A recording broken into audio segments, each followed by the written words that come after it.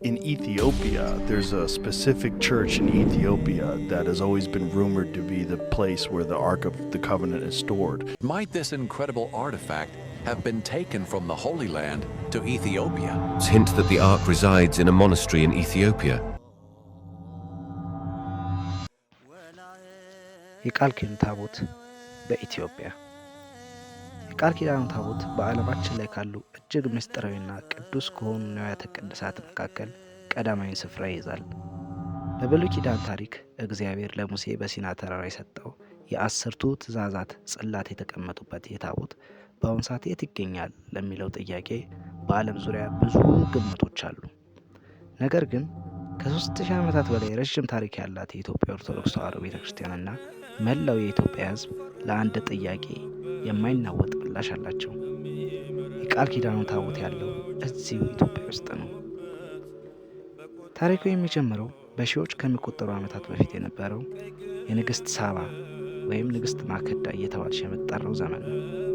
ንግሥት ማክዳ የንጉሥ ሰለሞንን ጥበብና ዝና ሰምታ እሱን ለመጠየቅ ወደ ኢየሩሳሌም ተጓዘ። በኢየሩሳሌም በነበራት ቆይታ በሰለሞን ጥበብና በእግዚአብሔር እምነት ተማረከች። ወደ ሀገሯን ከመመለሷ በፊት ከንጉሥ ሰለሞን አንድ ወንድ ልጅ ወለደች። ይህ ሕፃን ቀዳማዊ ምኒልክ ወይም የጥበበኛው ልጅ ተብሎ ተሰየመ። ቀዳማዊ ምኒልክ በኢትዮጵያ አድጎ ዕድሜው 20 ዓመት ሲሞላው አባቱን ለመጠየቅ ወደ ኢየሩሳሌም ተጓዘ። ንጉሥ ሰለሞንም በልጁ መምጣት እጅግ ተደስቶ የሀገሪቱን ሕግና ሥርዓት አስተማረው። ምኒልክም ወደ ሀገሩ ለመመለስ ሲነሳ ሰለሞን በኢትዮጵያ አዲስ መንግስትና ስርዓት እንዲመሰረቱ የኢየሩሳሌም መኳንንትና የካህናትን በኩር ልጆች አብረውት እንዲጓዙ አዘዘ። ከነዚህም መካከል የሊቀ ካህናቱ የሳዶቅ ልጅ አዛሪያስ ይገኝበት ነበር።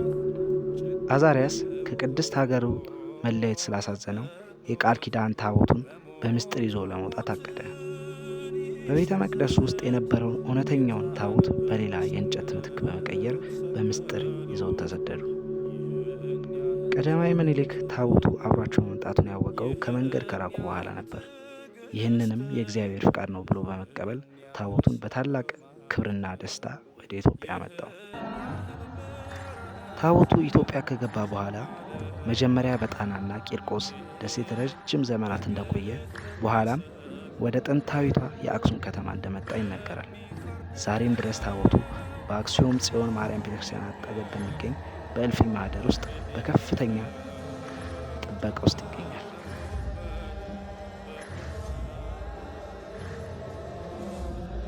ይህ ታቦት ከማንም የአይን እይታ የተሰወረ ነው። ታቦቱን ለማየትና ለመጠበቅ የሚፈቀድለት በአንድ ዕድሜ ልካቸውን ለዚሁ አገልግሎት በተለዩ እጨጌ ወይም ጠባቂ መነኩሴ ብቻ ነው። ከእሳቸው ውጪ ፓትርያርኩም ሆነ የሀገሪቱ መሪዎች ወደ ስፍራው መግባት አይችሉም።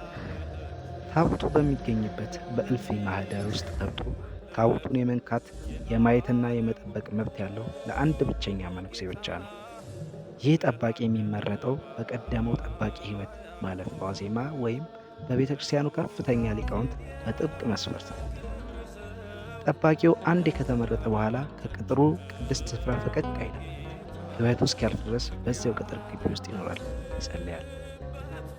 ከቤተሰቦቹም ሆነ ከማንኛውም ሰው ጋር የቅርብ ግንኙነት አይኖረውም። ምግቡም ቢሆን በልዩ ሁኔታ ተዘጋጅቶ በሩ ላይ ይቀመጥለታል እንጂ ሰዎችን አያገኝም። ጠባቂው መነኩሴ የመሞቻው ጊዜ ሲቀርብ የሚተካውን ሌላ ንጹሕና ታማኝ መነኩሴ ለቤተ ክርስቲያኑ የበላይ አካላት ይጠቁማል። የታቦቱ ጥበቃ በመንፈሳዊ ሕግ ብቻ የተገደበ አይደለም፣ በሰዎችና በባህላዊ ጥበቃም የታጠረ ነው። የኢትዮጵያ ኦርቶዶክስ ተዋሕዶ ቤተክርስቲያን ፓትርያርክ ርዕሰ ሊቃነ ጳጳሳት የሀገሪቱ ፕሬዝዳንትም ሆኑ ጠቅላይ ሚኒስትር ወይም ማንኛውም የዓለም መሪ ወደ ሕንፃው መግባትና ታቦቱን ማየት አይፈቀድላቸውም። ካለፉት ዘመናት ኢትዮጵያ በተለያዩ ወረራዎች የጦርነት ጊዜያት ውስጥ ስታልፍ፣ ለምሳሌ በዩዲት ጉዲት፣ በግራኝ አህመድ ወረራ እና በፋሽስት ኢጣሊ ዘመን የአክሱም ካህናትን ታቦቱ በምስጢር በመያዝ ወደ ተለያዩ ገዳማት እንደ ጣና ቂርቆስና ዝቋላ በመውሰድ በሕይወታቸው መስዋዕትነት ጠበቀውታል። በኢትዮጵያውያን ዘንድ ታቦቱ በሰው ኃይል ብቻ ሳይሆን በመለኮታዊና በኃያላን መላእክት ጥበቃ በታምራት እንደሚጠበቅ ይታመናል። ታቦቱን ያለ አግባብ ለማየት ወይም ለመንካት የሚሞክር ሰው በታቦቱ ዙሪያ ባለው መለኮታዊ ክብርና እሳት እንደሚቀጸፍ ወይም ዓይኑ እንደሚጠፋ በሰፊው ይታመናል።